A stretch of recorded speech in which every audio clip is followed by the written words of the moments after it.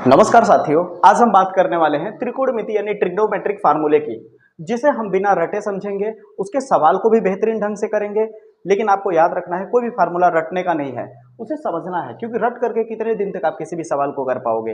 रटोगे 2 दिन तक याद रहेगा, बाकी भूल जाओगे। इसलिए रटना नहीं है, उसे ट्रिक या टेक्निक से समझो या उसे सीखो। ठीक है, यहाँ पे आपको दिख रहा होगा कि मैंने कुछ चीजें बना रखी है। यहाँ पर ये त्रिकोणमिति में बहुत ज्यादा प्रयोग किया जा रहा है, समकोण त्रिभुज का। त्रिकोणमिति में बहुत ज्यादा प्रयोग किया जाता है समकोण त्रिभुज का। देखिए आपके सामने तो अभी समकोण त्रिभुज का मैं इस्तेमाल करके, प्रयोग करके एक फार्मूला भी मैं इन 6 पे दिखाऊंगा आपको करके। ठीक है, और ये आप याद रखिएगा, त्रिकोणमिति की धड़कनें हैं। ये जो 6 नाम यहाँ पे लिखा गया है ना, ये त्रिकोणमिति की जान है। अगर इसे त्रिकोणमिति से हटा दिया जाए तो त्रिकोणमिति अधूरा सा हो जाता है। त्रिकोणमिति कुछ है ही नहीं, तब समझ लीजिए। साइन, कॉस, टेन, कॉट, सेक, कॉसेक, ये आपको जानना पड़ेगा। इस आधार पर इन्हीं 6 से तो काफी सारे फार्मूले सामने निकल करके आते हैं। जैसे आपको दिखाता हूं मैं, जैसे आपने देखा होगा कि साइन थीटा को कई लोग ऐसे लिखते हैं। इस लंब कण आधार के रूप में अगर फार्मूला लिखना हो, लंब कण आधार के रूप में अगर फार्मूला लिखना हो तो कैसे लिखते हैं? Sine theta is equal to लंब बटा कण लिखते हैं बहुत लोग, जिसे अंग्रेजी में क्या कहते हैं? Perpendicular by hypotenuse. जब इसे टीचर लिखता है तो आपको देखा होगा बड़ी फास्ट लिखता है। तो कैसे लिखते हैं टीचर्स लोग? क्या वो रट के आते हैं? नहीं, वो रटते नहीं है, उनके पास टेक्निक और ट्रिक होता है। उसे अगर आप समझ लिए तो आपके बहुत सारे सवाल क्लियर हो जाएंगे। क्योंकि जो मैं फार्मूला बताने वाला हूं, याद रखिएगा, ये आपके 8.1 को तो क्लियर कर देता है 10th क्लास के।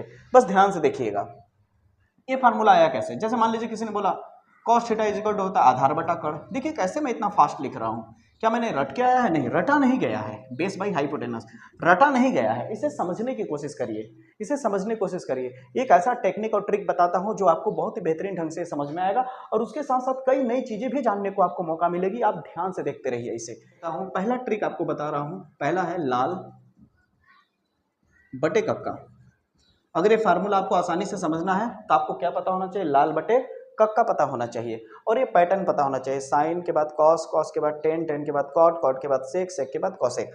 अब इसे बटे समझ लीजिए, तो हो गया लाल बटे कक्का। तो इसके ऊपर शुरुआत से लिखते जाइए। साइन है, इसके ऊपर साइन लिख लीजिए, साइन थीटा, फिर कॉस थीटा, यहाँ पे टेन थीटा। अब देखिए कैसे फार्मूला आता है। हाँ देखिए ध्यान से। अब उसके नीचे क्या है? अब देखिए साइन, अभी और एक और बात बता देता हूं मैं आपको कि साइन जो होता है वो हमेशा कॉसेक का उल्टा होता है। साइन किसका उल्टा होता है? कॉसेक का। या ऐसे भी कह सकते हैं कि कॉसेक साइन का उल्टा और साइन कॉसेक का उल्टा। कैसे होता है मैं आपको साबित करके दिखाऊंगा, भी प्रूफ करके दिखाऊंगा कि क्यों उल्टा होता है। ठीक है, कॉस सेक का उल्टा, टेन कॉट का उल्टा। इतनी बात आप ही समझिए फिलहाल के लिए। तो यहाँ पे साइन के नीचे हम क्या लिखेंगे? साइन का उल्टा क्या होता है? कॉसेक। तो यहाँ पे कॉसेक लिख दीजिए। कॉस, कॉस के नीचे क्या हो जाएगा? सेक। और टेन के नीचे क्या हो जाएगा? टेन का उल्टा कॉट, कॉट। अब देखिए इससे फार्मूला कैसे बनाया जाता है। तो ध्यान देखेंगे कि हम लोग जो लिखे वो फार्मूले चुटकियों में आप बना सकते हो। जैसे देखिए साइन थीटा है, तो साइन थीटा का फार्मूला भी मैंने क्या लिखा था? लंब बटा कण लिखा था ना। देखिए यहाँ पे भी आ रहा है। यल का मतलब लंब होता है, के का मतलब कण होता है, ए का मतलब आधार होता है। तो साइन थीटा में क्या आ रहा है? साइन वाली लाइन में क्या आ रहा है? यल बटा के आ रहा है। साइन वाली लाइन में देखिए, साइन वाले के नीचे देखिए ऐसा ही है नीचे, तो क्या आ रहा है? यल फिर बटे, ये लाइन बटे है। ये जो काली रंग की पट्टी गई है यहाँ पे एक सीधी, ये क्या है आपका? बटे है। क्या है? बटे है। ठीक है, तो यहाँ पे क्या हो गया? साइन थीटा का यल बटा के, तो क्या हो जाएगा? यल बटा के का मतलब होता है लंब बटे कण, लंब बटे कण। इसे अंग्रेजी वाले क्या लिखते हैं? परपेंडिकुलर बाई हाइपोटेनस लिखते हैं। अगर मान लीजिए यहाँ पे कॉस है, तो कॉस थीटा को आप क्या लिख सकते हो? देखो कॉस में अब आप समझ गए होंगे, एक ही बार में आप समझ गए होंगे कि पूरा पैटर्न क्या है, क्योंकि आप समझदार हो। आपको बस ट्रिक चाहिए, वो मैंने आपको दे दिया। आपको अब बेहतरीन ढंग से समझ में आएगा। कॉस थीटा, कॉस थीटा में क्या दिख रहा है? ए ऊपर दिख रहा है, के नीचे, तो क्या हो जाएगा? ए बटा के। क्या हो गया? आधार बटा कण। फार्मूला क्या हो गया कॉस थीटा का? आधार बटा कण। देखिए कितने आसानी से आ रहा है कि नहीं। जिसे आप क्या लिख सकते हो? बेस बाई हाइपोटेनस लिख सकते हो। आपको कोई कहे टेन का फार्मूला क्या होगा? टेन थीटा इजकल टू क्या हो जाएगा? यल बाई के हो जाएगा। L by k, l by a, sorry, l by a, l बटे ए, यानी बोले तो लंब बटे आधार, लंब बटे आधार। जैसे अंग्रेजी वाले क्या लिखेंगे? परपेंडिकुलर बाई बेस लिखेंगे। 3 आपको पता चला, 3 आपको पता चला, ये 3 भी आपको पता चल जाएगा। अब आप ऊपर थे तो ऊपर से नीचे आते थे, इस बार नीचे से हम ऊपर जाएंगे, क्योंकि ये नीचे में लिखा हूं मैं। जब ये नीचे में लिखा हूं तो नीचे से ऊपर की तरफ भागूंगा मैं, नीचे से ऊपर की तरफ भागूंगा। जैसे आप देखिए गौर से, कहाँ लिख दूं मैं? जगह नहीं है, यहाँ पे लिख देता हूँ। इधर देखिए आप लोग, इधर देखिए, आपको दिख रहा होगा, इधर दिख रहा होगा जैसे मैंने लिखा कॉसेक की बात कर रहा हूँ, तो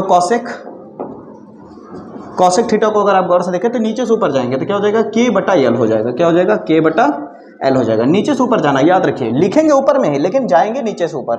के पहले लिखेंगे फिर बटे करेंगे फिर एल हो जाएगा। समझ आ रहा है? अब देखिए फिर सेक की बात करेंगे तो sec theta is equal to क्या हो जाएगा, के बटा ए, जिसे हाँ अंग्रेजी में अगर आप लिखना चाहें तो कर्ण बटे लंब को आप लिख सकते हैं हाइपोटेनस बाय परपेंडिकुलर, और इसको लिख सकते हैं हाइपोटेनस बाय बेस। ठीक है, अब बारी आती है कॉट की।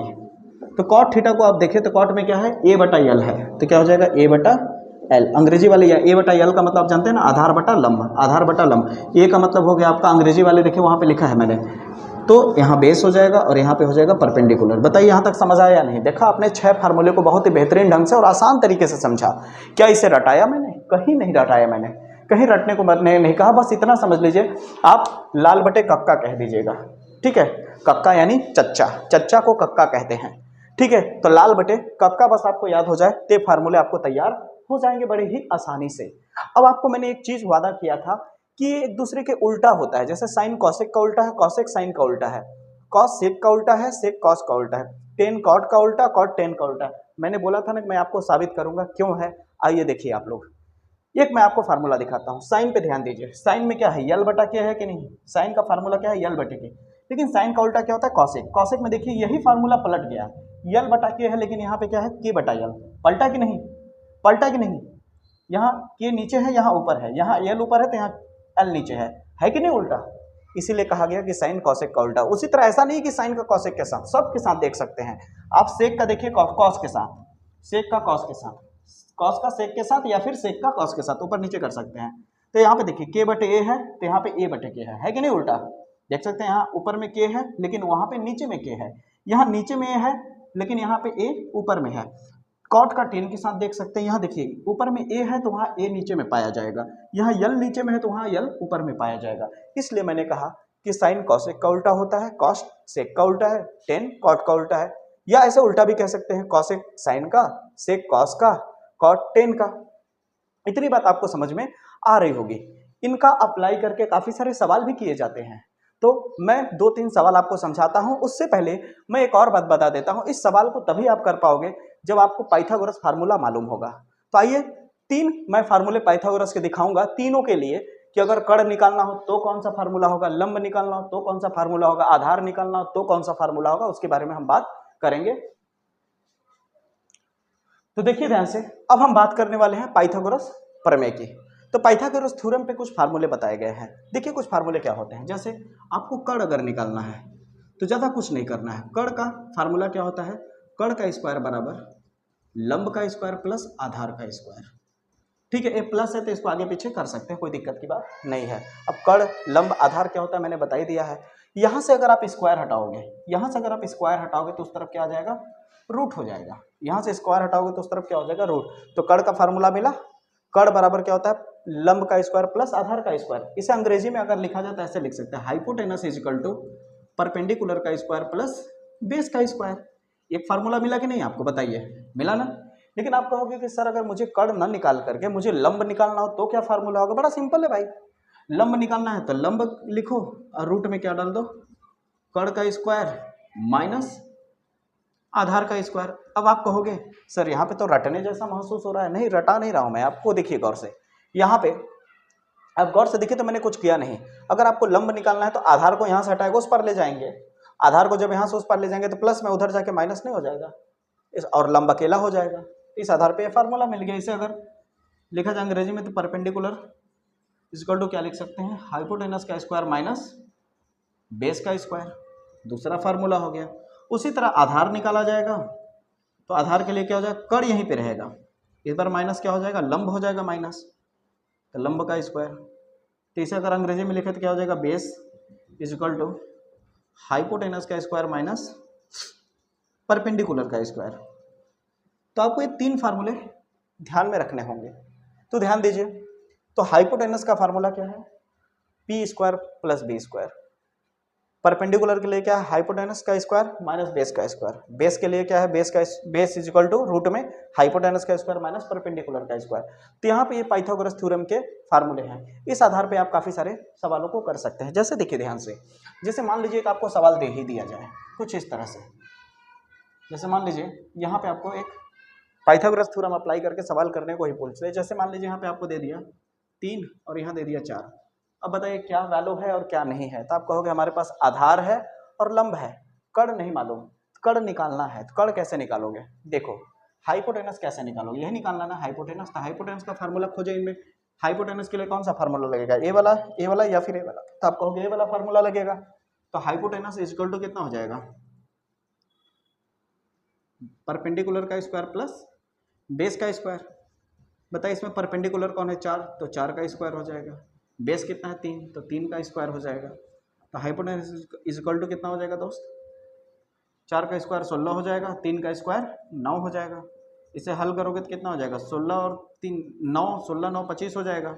बाहर निकालोगे कितना हो जाएगा 25, स्क्वायर से बाहर निकलेगा 5 बचेगा। बहुत लोग को अगर रूट से बाहर निकालने नहीं आता तो देखिए कैसे निकालते हैं। अगर मान लीजिए आपके पास 7 है और यहाँ पे 16 है, अगर पता लगाना है कि कौन रूट से बाहर निकलेगा और कौन नहीं निकलेगा, तो आप खुद का खुद से पहाड़ा पढ़ते जाइए। जैसे 1 का 1 से पहाड़ा पढ़ते जाइए, 1 एकम 1, 2 दूनी 4, 3 त्रिका 9।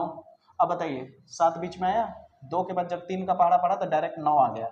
7 तो कहीं दिखा ही नहीं, 4 के बाद डायरेक्ट 9 आ गया। इसका मतलब ये रूट से बाहर नहीं निकलेगा। अब इसको और आगे पढ़िए, 4 चौक 16 आ गया ना, खुद का खुद से पहाड़ा पढ़ने पे 16 है। तो किस पहाड़े में 16 आया, 4 में, तो ये बाहर निकल के क्या बनेगा 4। उसी तरह 25 5 गुणे 5 में आ रहा था 50 25, इसलिए ये 5 का स्क्वायर बना। समझ आया आपको। तो रूट 25 जो है कैसे बाहर निकला आपको समझाया मैंने। तो रूट से बाहर कैसे निकला 5 आपने देखा। अब हम लोगों ने क्या किया, कुछ बेसिक फार्मूले भी समझ लिए ट्रिक के माध्यम से, और हमने पाइथागोरस का फार्मूला क्या। देखिए इन तीनों को याद रखें या ना रखें, लेकिन ये वाला ऊपर वाला याद रखिए, ठीक ना।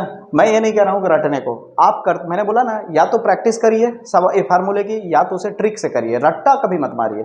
तो यहाँ पे क्या है कि ये फार्मूला आप करते करते ऑटोमेटिक आपको आ जाएगा, ठीक ना। 3 याद रखे या ना रखे, लेकिन ये वाला आपको पता होना चाहिए, ठीक है। अब आप देखिए इतनी चीज तो मैं आपको दिखा दिया। अब आप अगर क्लास 10th के हैं तो 8.1 में देखेंगे तो आपको काफी सारे सवाल देखने को मिलेंगे, जैसे मैं यहाँ पे कराने जा रहा हूँ। जैसे दे दिया कि यदि, ऐसे लिख दिया,